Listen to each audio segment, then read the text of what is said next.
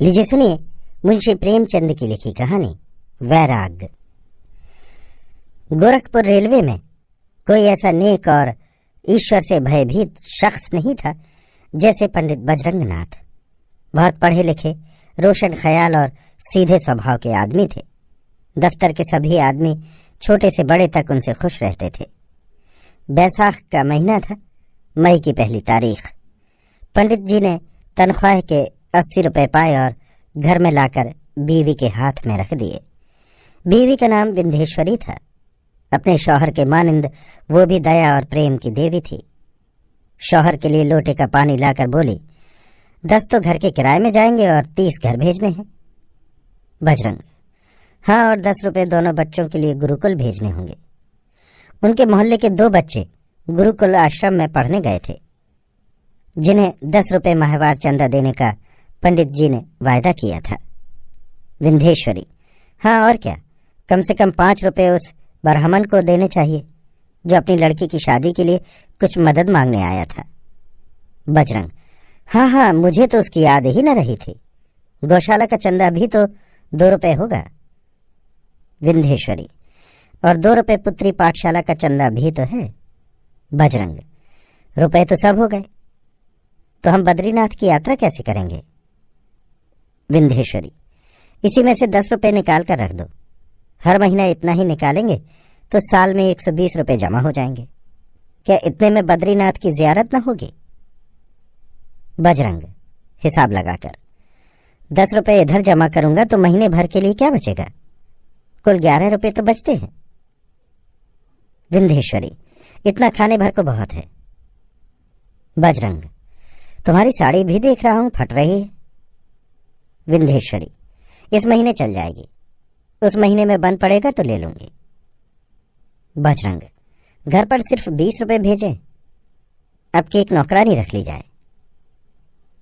विंध्येश्वरी, नहीं नहीं, नौकरानी की क्या जरूरत है, 2 आदमियों के वैसे ही बर्तन कौन बहुत से होते हैं। इस तरह पंडित की तनख्वाह हर माह बट जाती थी। महीनों के सोच विचार के बाद कहीं जाकर एक जोड़ा साड़ी आ पाती थी, लेकिन दोनों इसी में खुश थे। उन्हें पैसे का और लालच न था। हाँ, अभी तक उनके कोई लड़का नहीं था और दोनों मियाँ बीवी एक लड़के के लिए बेचैन रहते थे। उनकी हमेशा से ख्वाहिश थी कि हमारे एक लड़का होता, सिर्फ एक। उनकी सुकून की सल्तनत में बस एक कमी थी। आहिस्ता आहिस्ता 10 साल गुजर गए।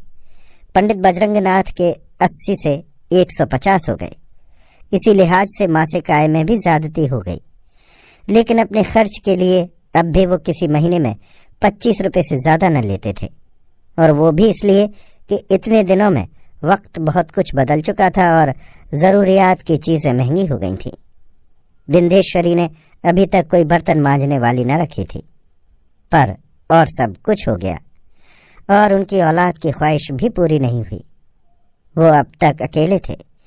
पहले ये ख्वाहिश मजहबी अकायद के नीचे दबी हुई थी, सिर्फ कभी कभी उनकी याद आ जाती थी, पर अब इन दिनों को खास तौर से विंध्येश्वरी को अपनी सूनी गोद देखकर दुख और अभाग्य का एहसास होता था। उनका मजहबी झुकाव पहले प्राकृतिक और बिना लालच का था, पर अब उसमें लालच मिलता जा रहा था। वो अब दान देकर इन सत्कर्मों का प्रतिफल भी हासिल करना चाहते थे। उनमें कभी कभी बातें होती, ईश्वर कैसा मुंसिफ है, जो रात दिन खुद गर्जियों के चक्कर और हवसनाकियों में डूबे हुए हैं, उन्हें दूध पूत सभी देता है और हमारी इतनी सी दुआ भी कबूल नहीं होती। यही भगत का मुकद्दर है। मजहब परस्ती में सारी उम्र गुजर गई और फिर भी कोई सुख नहीं।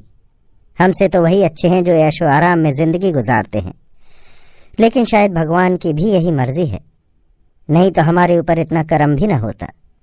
भक्तों के लिए चारों पुरुषार्थ हाथ बांधे खड़े रहते हैं, यहाँ कुछ भी नहीं। मोक्ष न जाने होगा या नहीं। जैसा कि इतनी जरा सी ख्वाहिश पूरी नहीं हुई तो मोक्ष कौन देता है?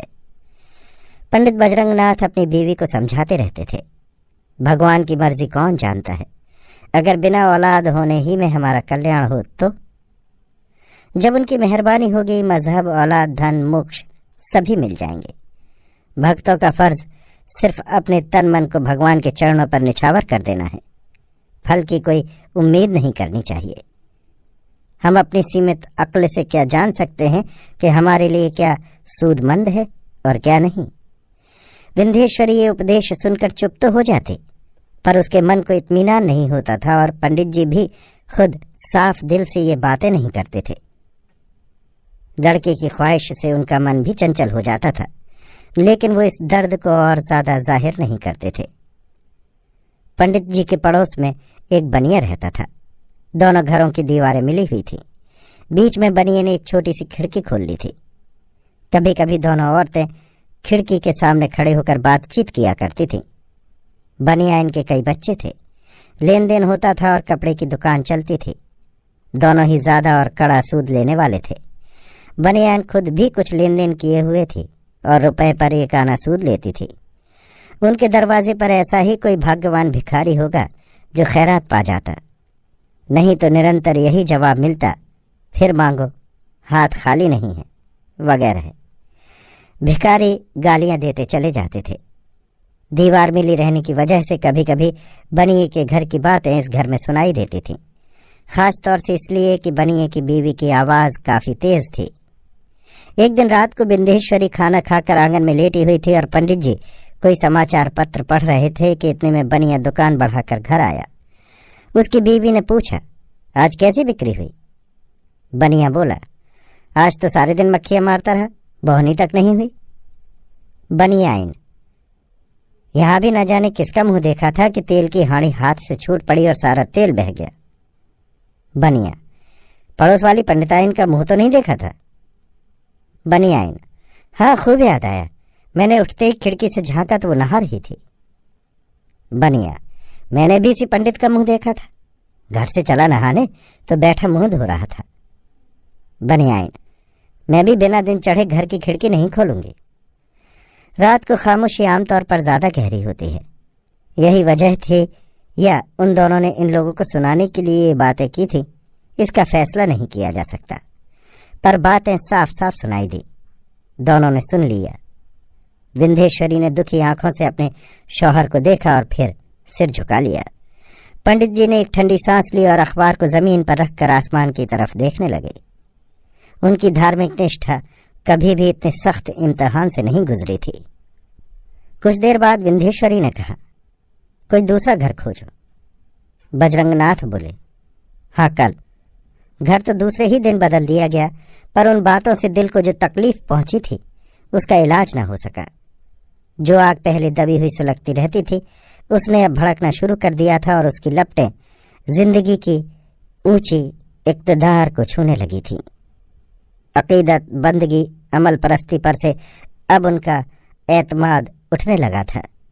मजहबी जिंदगी अब उन्हें फरेब मालूम होती थी। शाम का वक्त था।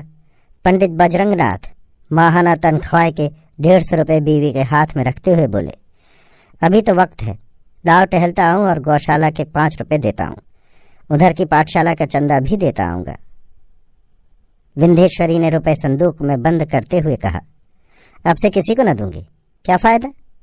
क्या और सब लोग खाना पहनना जानते हैं और हम नहीं जानते? सिर्फ 30 रुपये घर पर तो भेज दो, बाकी रुपए घर के खर्च में आएंगे। कल तक कहार तलाश करके रख लो। तब करते करते आधी उम्र बीत गई और इसका कुछ फल ही नहीं मिला। अपने पेट खाते, अपने तन पहनते तो तस्कीन होती, दूसरों के लिए बेकार क्यों जान दें? कायनात खुदा की है, वो इसकी देखभाल करता ही है, हम क्यों अपनी ख्वाहिशात को खत्म करें? बजरंग ने हंसकर कहा, लाओ लाओ देता हूं, लोग क्या कहेंगे? विंध्येश्वरी, दुनिया को किसी के कहने का डर नहीं है तो हम ही को क्यों हो? किसी को दूध भी और पूत भी, यहां एक से भी गए। बजरंग के दिल में भी यही ख्याल पैदा हो चुका था। एक बार और ऊपर दिल से कहा, फिर 2 रुपये लेकर कलमी आम लेने बाजार चले गए। आज से दोनों खुद अपनी सेवा में तन्मय हो गए। अच्छे अच्छे भोजन बनाने लगे, सुंदर कपड़े पहनने लगे। 100 रुपये होते ही क्या हैं, खाने पहनने ही में उड़ने लगे। पहले जितना दया धर्म करते थे, पेट और तन काट कर करते थे, अब मनपसंद भोजन और लिबास का ख्याल करने लगे तो महीने के लिए तनख्वाह काफी न होती। ईश्वर की माया। जीवन की इस काया पलट के दूसरे ही साल विंध्येश्वरी के एक लड़का पैदा हुआ। खुशियां मनाई जाने लगी, बाजे बजने लगे, जश्न की तैयारियां होने लगी। बच्चे की बरही थी, डोमिनिया गा रही थी, बाहर दोस्तों की महफिल थी, परिचितों और रिश्तेदारों को निमंत्रित किया गया था। शामियाना तना हुआ था, मल्हार की तानें उड़ रही थीं। एक तरफ दावत का सामान हो रहा था। विंध्येश्वरी इस जश्न में खुशी के मारे फूली नहीं समा रही थी। बार बार नवजायदा बच्चे का मुंह देखती और उसको चूमने लगती। दिल खुश हो जाता। मेरे लाल, तुमने आकर मेरा मुंह रोशन कर दिया। अब किसका मुंह है जो मुझे ताने दे सके। उस पड़ोसी बनिए को भी बुलाया गया जिसने विंध्येश्वरी के खिलाफ पीड़ाजनक लफ्जों का इस्तेमाल किया था। बनियान कुछ अनमनी सी बैठी थी और विंध्येश्वरी की सास, जो घर से इस जश्न का इंतजाम करने आई थी, बार बार बनियान को ताने दे रही थी। विंध्येश्वरी बड़ी बेचैनी से इंतजार कर रही थी कि कब जश्न खत्म हो और मैं अपने प्यारे लाल को उसके बाप को गोद में दे दूं। उसकी आंखों में चमक आएगी, छाती एक गज की हो जाएगी। 11 बज गए, मेहमान रुखसत हो गए थे, महफिल उठ चुकी थी। नौकर चाकर निपट कर खाने बैठे थे। बाबू बजरंग बालक का मुंह देखने के लिए बेचैन हो रहे थे। मेहमानों को रुखसत करा के घर में गए। विंध्येश्वरी नहा धोकर आ चुकी थी। उसका मुंह कमल की तरह खिला हुआ था। बजरंग ज्यों ही घर में गए, मुस्कुराकर कहा, बेटा मुबारक हो, और बालक को गोद में उठाकर पिता की गोद में दे दिया। संसार की माया पाकर भी उनका दिल इतना खुश न होता। कितनी सुंदर मोहनी मूर्ति थी, गोया आसमानी देवताओं की मेहरबानी से साकार हो गया हो। बालक को लेकर उसका मनोहर मुखड़ा देखा, आंखें जगमगा उठी, छाती से लगाया, छाती फूल उठी। विंध्येश्वरी ने कहा, तुमसे कोई भारी इनाम लूंगी। खुदा बच्चे की उम्र दराज करे, यही तुम्हें मेरा सबसे बड़ा इनाम है। इस तरह बातें करते हुए दोनों सो गए। दिन भर के थके मांदे थे, फौरन नींद आ गई। मगर थोड़ी देर बाद बजरंगनाथ एक ख्वाब देखकर चौंक पड़े, जैसे एक महात्मा आकर बालक के सिरहाने खड़े होकर उनसे कह रहे हों, ले, अब तेरी दिली ख्वाहिश पूरी हो गई। ये लालच का फल है, इस पर तू इतना खुश है। खुदा की लगन का फल इससे कहीं ज्यादा मीठा होता है। तू सोना न लेकर लोहे पर लट्टू हो गया। ये कहकर महात्मा गायब हो गए। चारों तरफ रात की खामोशी छाई हुई थी। चिराग जल रहा था। बालक मीठी नींद में सो रहा था, गोया किसी दिल में कोई खूबसूरत नूर सो रहा है। बजरंगनाथ के कानों में ख्वाब के अल्फाज गूंज रहे थे। उन्होंने लड़के के मुंह की तरफ देखकर दिल में कहा, क्या इससे भी अच्छी कोई शय हो सकती है? यकीन है, लालच का फल इतना हसीन, दिल खुशकुन है, तो खुदा की लगन का फल कितना मनमोहक होगा। वो फौरन घर से निकले। बच्चे की तरफ बड़ी दर्द भरी नजर से देखा और जंगल की राह ली। फिर किसी को उनका पता न लगा। अभी आप सुन रहे थे मुंशी प्रेमचंद की लिखी कहानी वैराग।